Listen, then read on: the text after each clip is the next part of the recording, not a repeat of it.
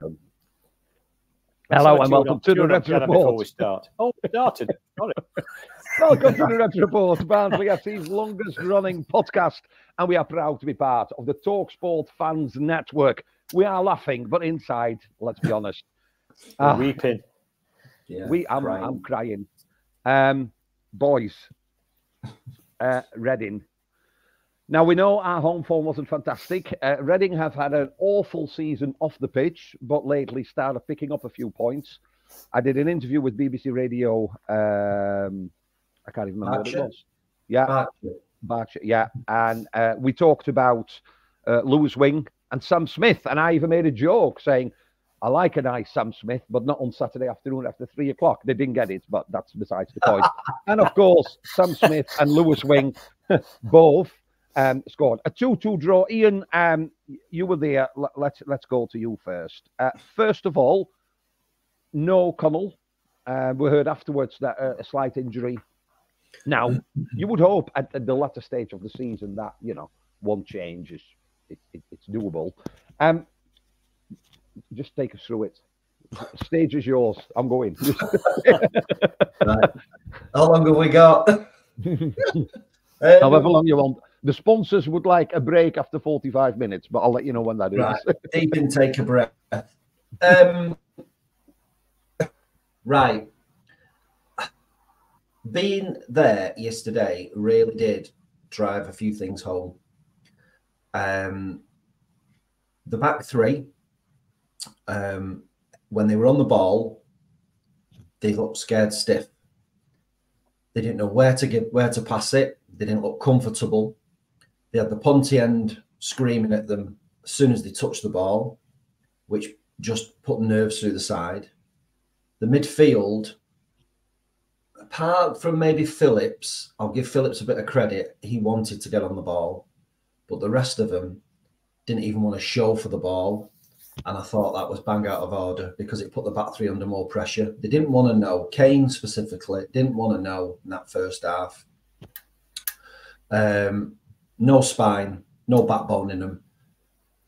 Time and time again, Nicky Cadden, which was our only outlet, was in acres and acres of space on the left. And the crowd are constantly screaming to get it out to him. He didn't have a Reading player 30 yards near him. He could have bombed up that pitch. And only a couple of times they went to him. And they just didn't. I'm like, what are you doing on the training pitch, Collins, with these lot? Because there was no tactics. It's toxic now. I heard people talking before the game saying they've turned up, but they didn't really want to come. It's killed the atmosphere in the stadium. It's turning toxic. There's no style of play. The only shining light is Jallow because he's the only player who can get you off your seat. And I just felt that had we come up against a much better side, a top 6, 7, 8 side, would have been 3 or 4-0 down at half time because they'd have buried those chances. Earl had a bit of a shaky one against that Aziz. But for me, it was the fact that too many of them were spineless and didn't want to get on the ball and try and make things happen and left the back three to suffer with what to do with it. And Cole was another one that he shouldn't wear a red shirt again. I know he scored 17 goals, but his body language was diabolical. And the sitter he missed in that second half, I think, just summed him right up. And the crowd turned on him. And he's another one that he's wearing a shirt and don't want to be here. So tactics were inept. Well, there weren't any. Too many of them didn't want to know, didn't want to show. Like I say, Phillips and Jallow, Cadden wanted it. And that would have been, I tell you what, on another day, there'd have been 3 or 4 down at half time, and that ground would have been nearly empty at half time. It was shambolic yesterday. Steve, I listened to some commentary for the opposition, their local BBC radio station. They mentioned, but they say they look at stats, and obviously the first stat you see is the away form. In the home table for the season so far, Barnsley are in 12th. That's like just mid-table, isn't it? And that's at the home. They commented a few times on the fact that Cole scored 17 goals, but they said at times never even looked like getting near or going near or any attempt to score. They talked about trying to identify how Barnsley were trying to get goals, and according to them, it was a good run by McAtee for that first goal, but they questioned their defending for Phillips to be there. And this is away. So when we talk about no style of play, this is it's not just us being negative. I think, well, realistic. Others are sort of picking it up as well. Ian just mentioned some players that are like not showing. Are players, is that a rebellion, do you think, against the manager? Are they not good enough? Have the players not got a spine? Because they keep telling us, don't they, that we need to do better. We're going to go one better. Thanks to the fans. But after every loss or whatever, saying we're going to get it right the next one, and it's just not happening. What is happening? Well, let's face it. They all have media training, don't they? All these young lads, even coming through club, they all have media training, so they're actually told to say nice things. So that's why they keep saying, "Oh yeah, let's push on and let's be proud of that shirt." Yeah, let's be proud of that shirt and show that you're proud of that shirt. Kane should never wear a shirt again, and he shouldn't have worn a shirt since he did that interview with Adam Oxley. So that's first one out at door. And people on Twitter can say whatever they want, whether he's best player we've ever had and all this bollocks that they come out with. He's had probably half a dozen good games all the time he's been here, and there's no way on God's earth is he worth 1.2 million or whatever we paid for him. So the sooner he's gone, the better. Cole, exactly the same. Might as well go. Whether he scored 17 goals or not, this last dozen games, not interested. And you look at midfield, and we've said it for years now, we lack that player that can open other teams up. We've not had one.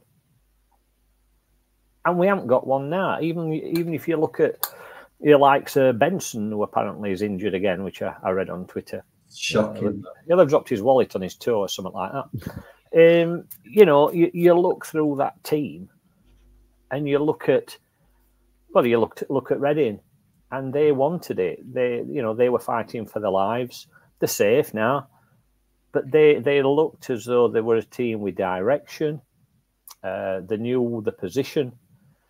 They've been playing together, most of them, all season. And, yeah, like Ian says, there could have been 3 or 4 up. You look at us, which is 11 blokes having a kickabout on a Sunday morning, because that's what it looks like at times. No direction.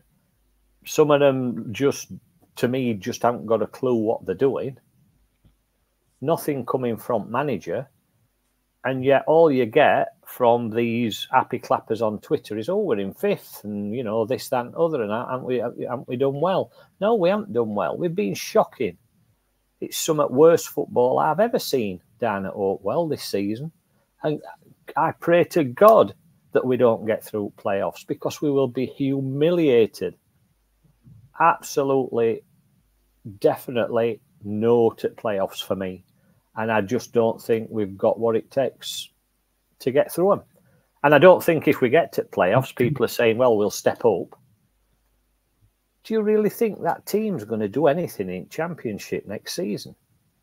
These people who are, they're always on my back for slagging Kane and Phillips and what have you. But I just say it as I see it. And that team in Championship next season, you thought Sheffield Wednesday had a bad start. We wouldn't win a game all season. We'd be laughing stock. Are we, Ian, are we being too harsh on a new colour? A bit late to say that now. I've just said that. No. Throw me under the bus, why don't you? Tires are just going up the back of my neck. No. Well, what I'm saying is, do you think the club has been a bit harsh on New Collins with the lack of right recruitment? We talked last week in depth about all these players we bought that are not at the club because they've all been sent out on loan.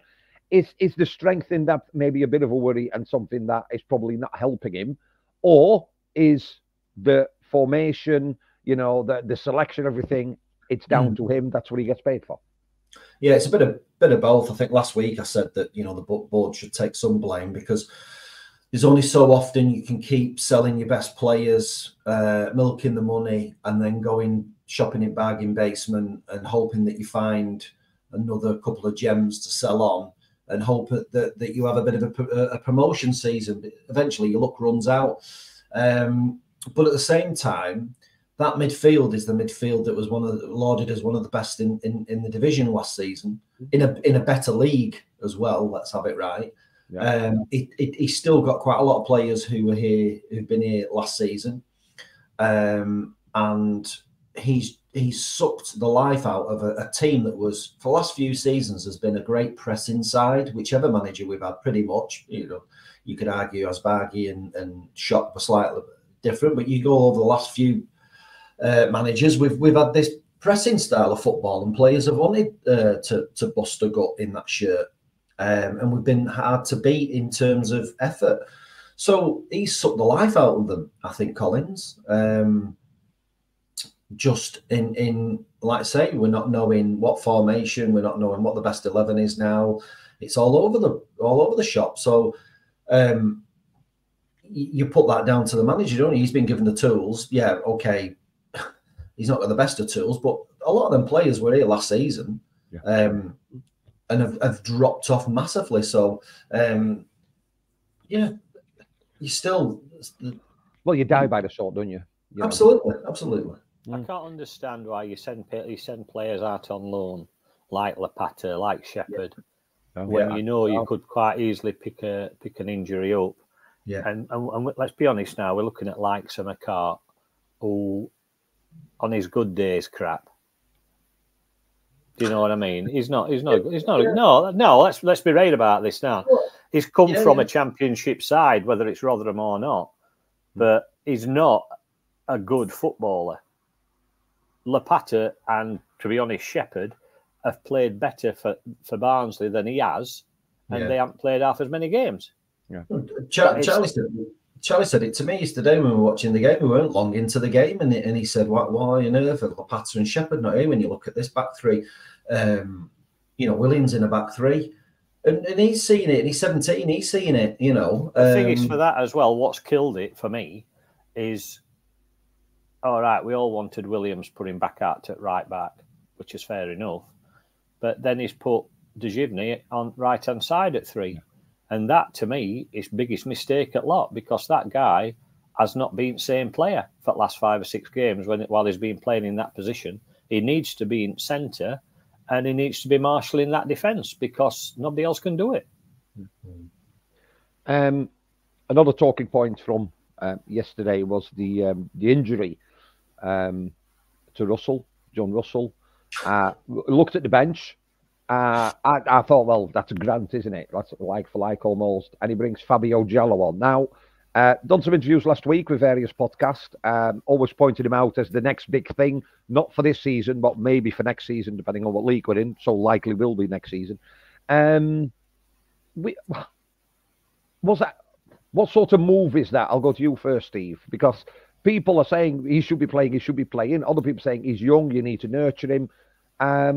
A change of formation, I would presume, going to 4-3-3 and sticking up front. Is that brave? Is that desperate? Is that did it? Well, I think you could say it worked because he scored a goal. But I think on Collins' point of view, it's desperate, because now he's fighting now to keep us in playoffs, and not being too critical, he's fighting for his job. To be quite honest, in my mind, in my eyes. It was, for me, a strange substitution, taking Russell off and bringing Giallo on. Don't get me wrong, I'm glad that he did. But for me, Giallo, I'm not saying he should start every game, because, he is young, he does want nurturing. However, if you're good enough, you're old enough. And all these that saying, he might get on bench every now and again, but he don't want play. No, let's get him in and around first team squad. At minute, he can start in front of Cole. There's no doubt about that, because he shows more and he looks a better player anyway. But the thing we've got to remember with that, you could bring Cristiano Ronaldo on, and if he ain't getting service from midfield, he'll still look a twat. I have to say, I was talking last night to somebody who'd been at the match, and he said, I would start the next match at least with McAtee and Giallo up front and stop these high balls, play it on the floor and get it into the feet. Because both of them, with the trickery and everything else, and they can then be supported by Cadden, by Phillips, by everybody else. And I sort of thing is, Devante Cole's never been a prolific header at ball. No. And we still don't play balls on floor to him. No. So we're, who's watching? What's Devaney doing? What's John Stead doing in this respect? Yeah. Which comes down to what they're doing on the bloody training pitch all week, when it's clearly that everybody else can see that that's not working, that's not his Cole's strength. It's strange because if you look, half of the time he doesn't even jump for it, because obviously if the defender is behind him anyway. He had no ounce of effort in him yesterday, absolutely none.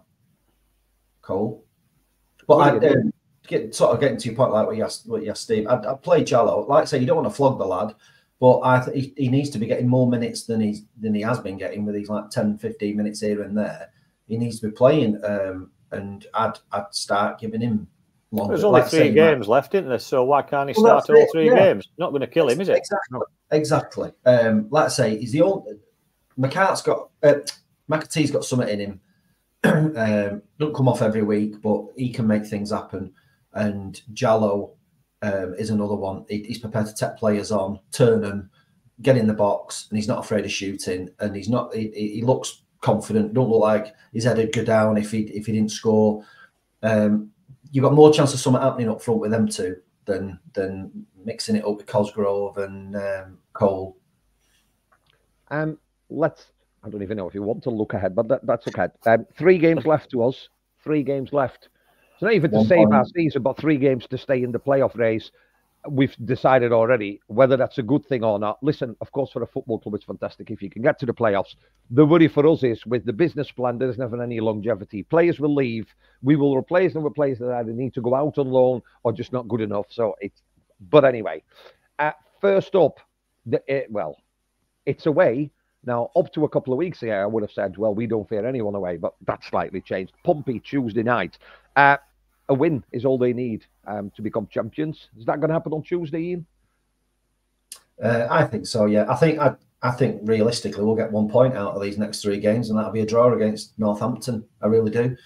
I think Portsmouth they'll have a cracking atmosphere on Tuesday night. They'll want to win at home. They'll want to go up at home, definitely. And against us would be, it's a dagger in our hearts, isn't it? Because we've had them before in past, so that's what they want. It's a tough place to go, especially on the night match. I think they'll just put us to the sword and get done what they need to do. So I'm not hopeful of getting anything on from front and past. That's 3-0 Barnsley then. It would. But Steve, in fairness, I was just going to say, as a sort of like an argument against that, we tend to play better against those better side, and it wouldn't be unlike Barnsley, would it, to scrape a 2-1 win? Because it's what we do, isn't it? We lose 5-1 against Lincoln, and then we just go on a run where, honestly, normally I'd agree with you, but not now. Yeah. Just the way they're playing at the minute, and the fact that the players he's picking, it's the attitude. And what I can't understand is, all right, so if you've got 2 or 3 players that are that are not cutting it, like your Cotters or Kane at minute or whatever, there's nothing changing on bench. Under 23s, under 18s are doing really well. And we had some young kids in at start of season, and they looked really hungry. They wanted to play. You've got your Chapmans, your Nymans, all those, and they're doing really well. They're not even getting a place on bench. And this is the bit that I don't understand, because if you've got 2 or 3 midfielders that aren't doing it, especially with Russell being injured now, Benson's out, where's your cover? Why are they not getting a look in? But they're not. It's as though we're just sticking with same old recipe week after week after week. Yeah. We've got 2 away matches before the next home match. At the last home match, traditionally, we have various awards that are given out, boys. So I'll ask you now, because I know you're very eager. Who is your player of the season? Well, we had this conversation at car actually coming home yesterday. I was like, well, who on earth's going to win player of the season? It's I think only one I think who can get it for me and he is our player. I know some people say, well, Roberts has had a decent season, although the last couple of games he's been a bit rocky. Yeah, Dejivny for me, I think he's the only one that's had sort of any consistency in his game. Is the only one that's improved 1,000,000% from that first outing that we watched him. And he has been really, really consistent, like I say. And he is a very good player. I think he's playing him in the wrong position now, and I think it's affected his game. But for me, looking at the season as a whole, Dejivny for me. And we're not going to have anybody in the team of the year, are we? In the awards that come out. Which team at year? Northern Counties, Third Division. Steve cracks the jokes on this show, Ian. Huh? Don't you forget. Okay, so do you agree with that, Dejivny? I mean, he would be mine. I'll be honest. Yeah. Fair play to the lad. He's moving into a new country as well in a new league. I think he's took it in his stride, and like you say, his performances have only gone a little bit wayward because I think he's been out of position. But he does seem he seems to settle in really well, and he seems to be really enjoying it here. So, yeah, he would be probably my name in the hat for that, I think. An award that's not up for grabs. Don't swear. At Northampton is your biggest disappointment of the season, player-wise. What is a player that you feel you maybe expected more of, or you wanted to see more of, and either just not done it, or just not bothered, or who's the biggest disappointment in a red shirt for you, or has been this season? Ian, you can go first. Well, it could be a long list, but I'm gonna say it is a long list, isn't it? Waters or Cosgrove, I think they've come with Cosgrove come with a bit of a reputation. Thought he could do something. He's done very little. Waters has just been. I mean, I know he wasn't exactly brilliant on loan, but he's just been dire, hasn't he? To say that he's got himself a contract here, and you thought, settle down. You've got your contract now. He's been awful. Waters, for me, but non-existent because he don't even come on, does he? No, been a big disappointment for me. The strikers in general, really. That like say Cosgrove and. But I mean, look like I think Andy Dallas isn't getting much games out on loan, and what we're going to do about all these players. Are they going to come back in? Are they not? Ollie Shaw doesn't seem to be doing it elsewhere. So some big decisions in the summer for some of these players. But it's good. But yeah, biggest disappointment probably Waters, I think. Yeah. Well, Steve, if you can just have one, just one. don't say Cole Kane, Phillips, all in one word, all in one sentence. It's. Do you know that? It's a really difficult question because they started off as we always do with so much promise, like you said, midfield-wise from last season. Connell, Kane, Phillips were outstanding. And this season, all right, Connell not played hardly any, well, not really played any games at all, has he? So he's not reached his full potential this season. Phillips was shit and then got a bit better and he's just gone back downhill again. So comments, please, on Twitter, but I really don't care less because he is being rubbish. But I think biggest disappointment for another season is Kane. I really do, because you can see the guy he's got talent, he's got potential. He's not showing it in a Barnsley shirt. I don't care what anybody says. Not consistently. Odd game now and again. Don't warrant a good player, not for me. So again, I think for me, I think it's got to be Kane, to be honest. It's weird, isn't it? Because ever since that interview, you get a bit of an insight in their minds, don't you, and how they're thinking and what they're doing.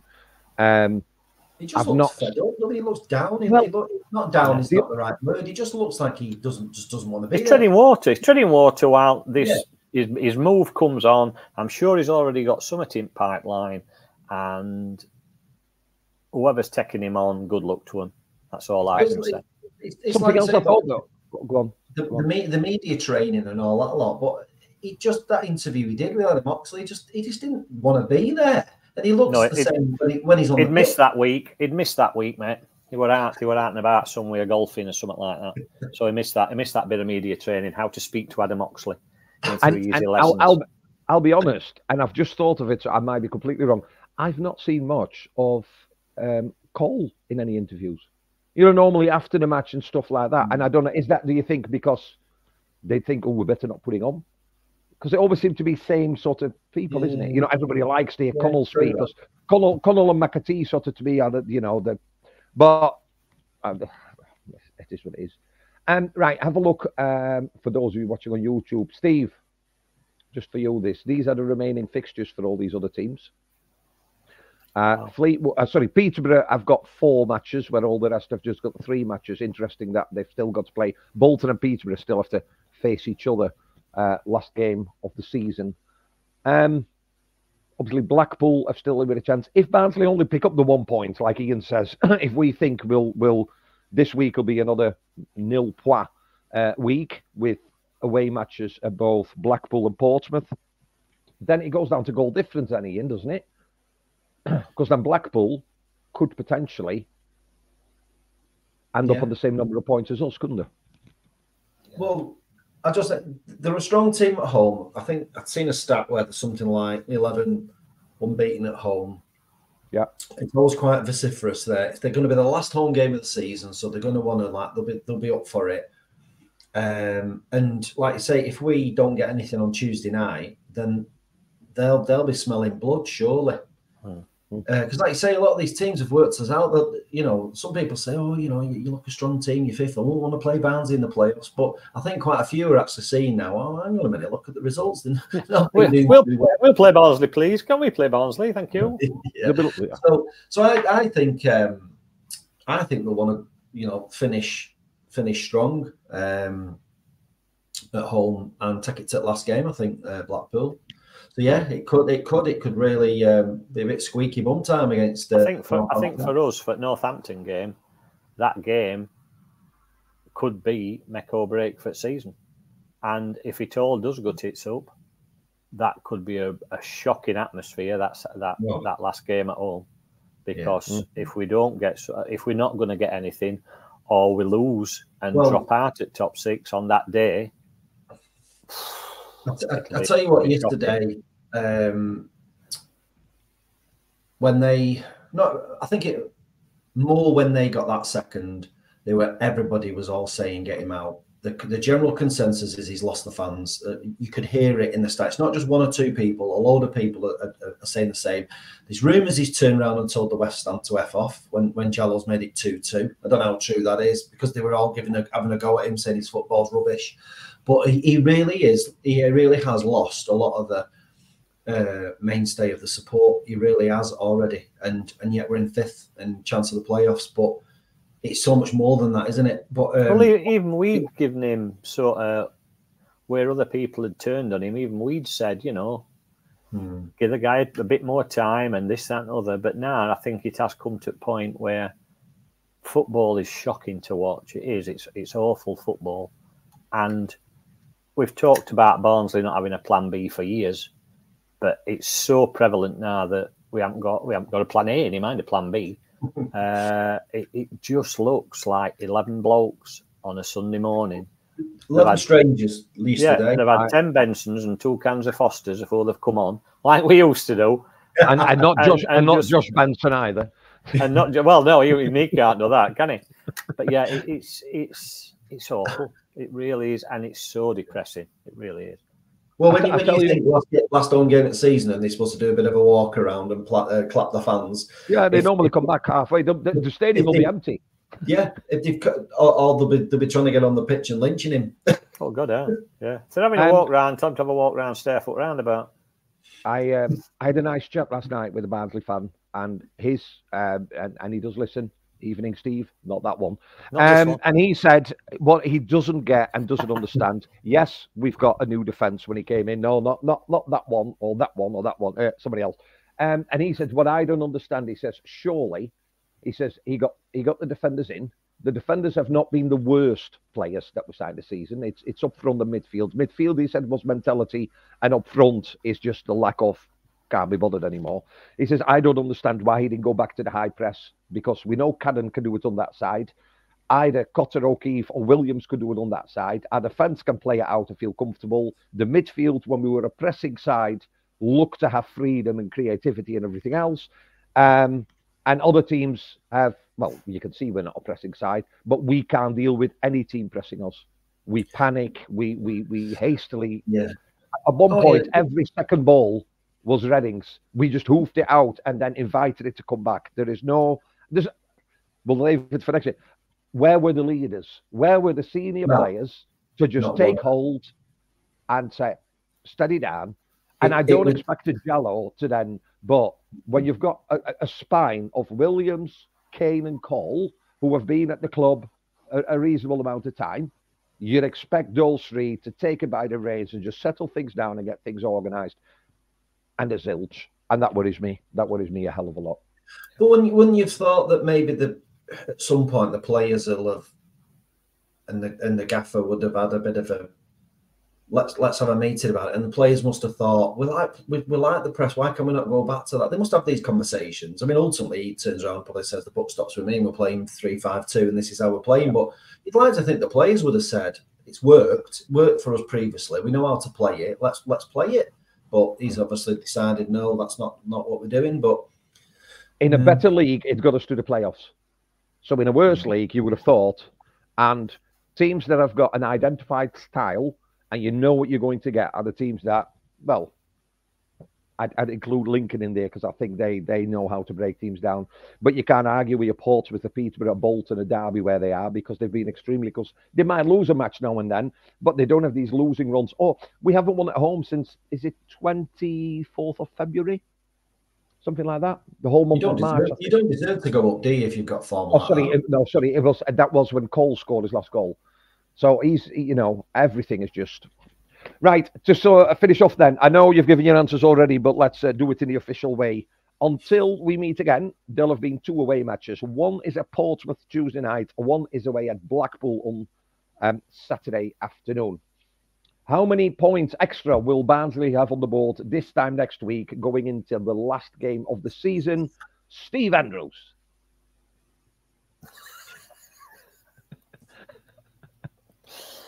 No, none at all. Okay. I just can't see it. Just can't see us getting anything at either of them. Ian? Same. I just can't see it with elite goals.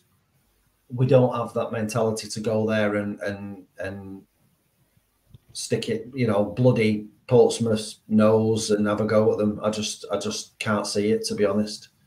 And I can't see it at Blackpool. I think it'll be close at Blackpool. I don't think there'll only be like 1 goal in it, but I don't think we'll come away with anything there. Either. I think if we lose at Portsmouth, Blackpool will definitely smell blood, because it's their opportunity then to take us bit throat, and then it just goes down to the last game of the season, doesn't it? Yeah. And then we play the Cobblers, and it has been a load of Cobblers. But, hey, there is your get that lad on. Get that lad on, because he's funny, that lad, isn't he? I have to listen to him more often. I'll say 1 point. I think we might get a draw on Tuesday night. I think I know the sound. What you sniffing? You are drinking. He's having summer. New Pepsi Max from Amsterdam. Says it all. With that special ingredient, you've got that special sauce again, haven't you? I know all about I just think it's not in the form book. I just think it will be the I'll be honest, it will be the typical Barnsley thing to do, but then somebody will come out from the club or whatever, almost like saying, look, everything's blah, blah. Do I think they will? I've got this thing in my head that's the typical, when everybody expects us to lose, we'll get something out of it. And when you play Reading, and when we play Lincoln, and when we play Exeter, and when we go to Charlton, where you think, oh, it's away, we'll do all right. So I'll go, one extra point on the board. The sobering thought is, it's not that long ago we went to Stevenage and we're awful there. We got beat by a very poor Charlton side. We got a point against quite an average Reading side. And you still think we're going to Portsmouth and Blackpool and getting some out of them games? No, just one of them. Just one. I'm keeping the positivity going, because the weird thing is then it's like you say, it's going to be toxic the final game of the season, isn't it? If it's a nail biter, whether we're in the playoffs or not, that's one thing. You can imagine how 12, 13,000 people are going to react at full time if we're not, because then. But what do I know? I put Lopate down as player of the season after 5 matches, so that shows. Yeah, I'll tell you what. If we do go into last match wanting something, or we do lose Portsmouth, Blackpool, I bet there ain't 12,000 there. No. Do you know what I mean? Because they always count season ticket holders, and there were one short on Saturday because I was too busy taking my wallpaper off bedroom ceiling, and it was a damn sight more interesting, as I've said previously. I do have to say, I saw some remarks on social media about how many people were saying, I'm not renewing, and that's quite well, people vote with your feet, don't you? And because of that, it's all about opinions. But you have been listening to our opinion, which is the Reds Report. We'll be back next week when Barnsley have accrued an extra 0 points going into the last game of the season against Northampton. On behalf of Ian, Steve, and myself, thanks for listening. See you again next week, you Reds.